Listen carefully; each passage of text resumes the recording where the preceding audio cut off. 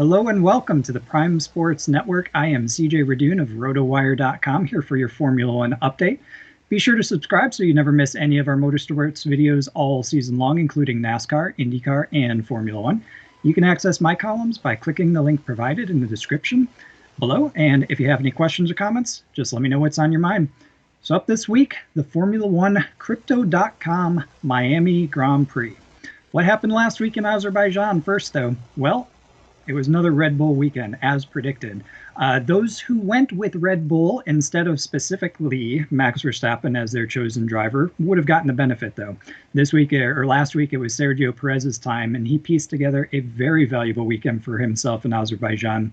He won both Saturday's sprint race as well as Sunday's Grand Prix. Verstappen was quick, and he actually got in front in Sunday's race, and going into the race, he was actually also the favorite. However, things kind of came undone for him when a quick decision to pit just as a caution was about to come during Sunday's race actually meant that he spent more time on pit road under green flag conditions than teammate Perez, who ended up following him in a lap later. Since Perez's stop was under yellow, the field was moving more slowly. Verstappen lost more time, and therefore Perez jumped him when they got back behind the safety car.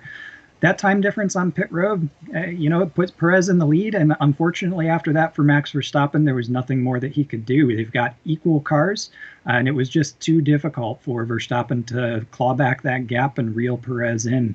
In fact, on the restart, Verstappen had actually lost more places than just Perez. So not only did he have to catch Perez, but he also had to make some passes to be able to get behind Perez. And that was just too much for him to overcome on the weekend. So Max Verstappen, our championship leader, he quickly worked his way back into second, but unfortunately with the shorter DRS zones, and we'll talk a little bit more about that a little bit later, he just didn't have the match for Perez on Sunday. So Perez went on to win his second race of the season.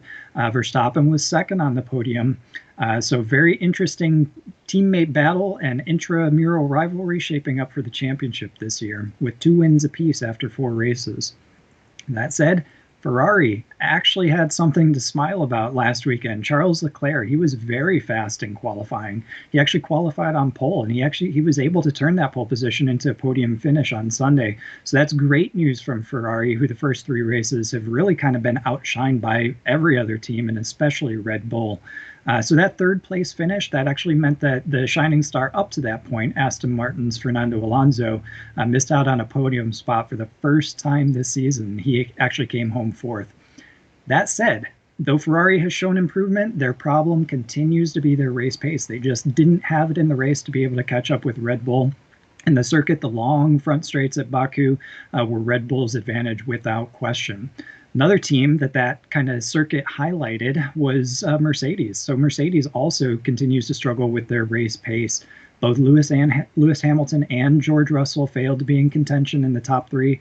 They finished 6th and 8th last week in Azerbaijan. So it was a Red Bull weekend, exactly like we expected. The Red Bull cars are just too powerful. They have fantastic pit strategy, and it seems like they don't have any reliability issues right now either. So it's going to take a lot of work from the likes of Ferrari, Mercedes, and Aston Martin to actually catch up with them. So biggest surprise from Azerbaijan, how boring the race was. It was a very boring race. Aside from that one incident under caution where Verstappen ended up losing the lead, that was really the only major highlight, I would say. The FIA actually shortened the DRS zones, which gave the teams less opportunity to be able to draft up and make passes on that long straight. Ironically enough, they're actually doing that at Miami this weekend as well. But unfortunately, Azerbaijan, that track has produced many exciting races in the past with that long front straight, but that just didn't materialize last week with the shortened DRS zones. Turned into a very processional race, and Red Bull comfortably dominated with their power advantage. So, what's up this week? We got another street circuit, and this week it's the Miami International Autodrome, which is a very fancy way of saying the parking lot around the Hard Rock Stadium. It really is a makeshift track. It goes around the Hard Rock Stadium in Miami. This will be the 2nd time that we've raced at the track, and Max Verstappen is the one that won last year and the first time out on the temporary track. Again, It is a temporary track. It's a street circuit, so you're going to want to look at your safety car bets this year. The odds for a no safety car, which has not been the trend at all this year, obviously very good looking right now. You can see them in the corner of the screen.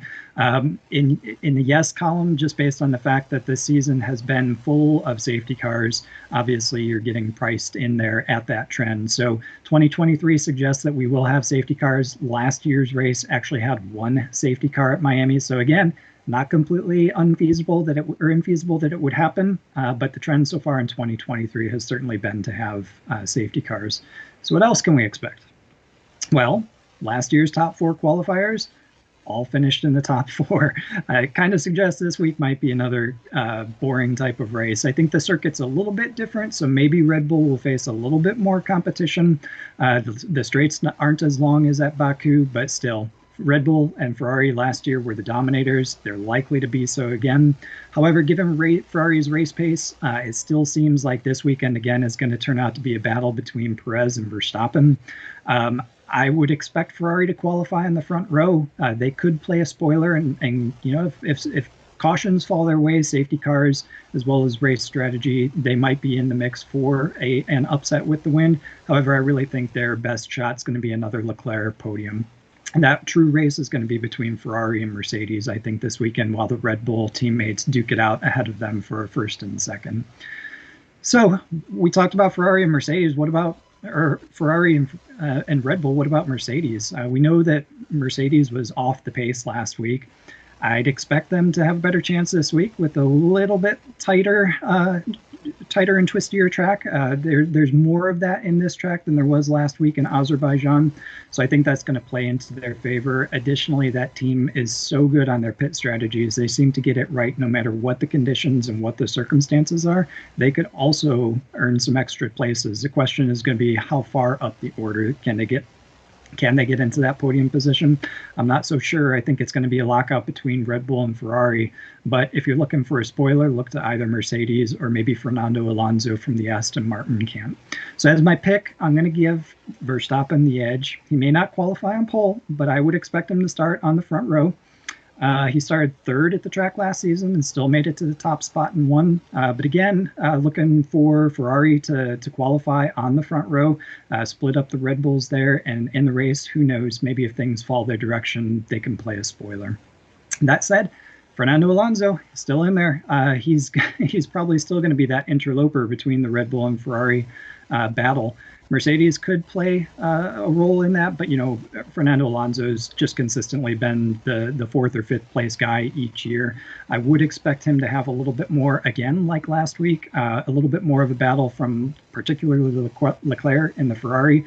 But if you're looking for somebody to disrupt Perez and Verstappen, it's likely going to be Leclerc or Alonso.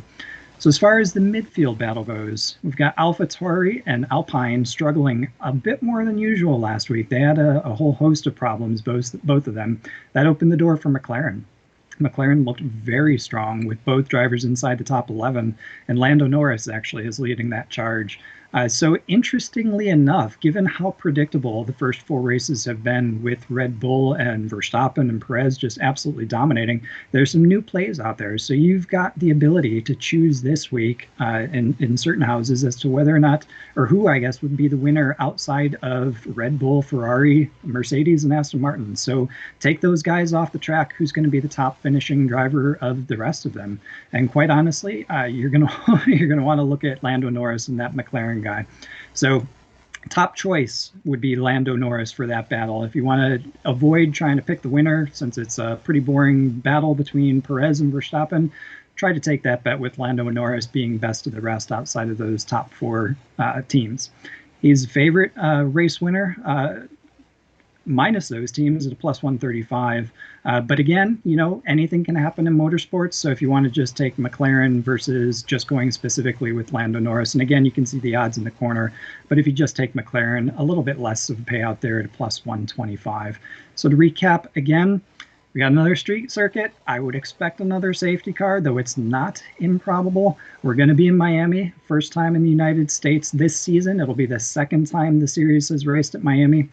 My pick is Verstappen. I think it's going to be another battle between Perez and Verstappen up there. So if you want to go for the outright win, take a Red Bull. If you want to make the play excluding those top four teams, go with McLaren and Lando Norris. So that's it. I hope you enjoyed this week's MiamiCrypto.com Formula One Grand Prix. Enjoy the racing. Again, I am CJ Radune of RotoWire.com here for the Prime Sports Network. And remember to subscribe so you don't miss any of our videos all season long, and that includes NASCAR, IndyCar, and Formula One. You can access my columns by clicking the link below. And if you have any questions or comments, let me know what's on your mind. And until next time, keep it out of the fence.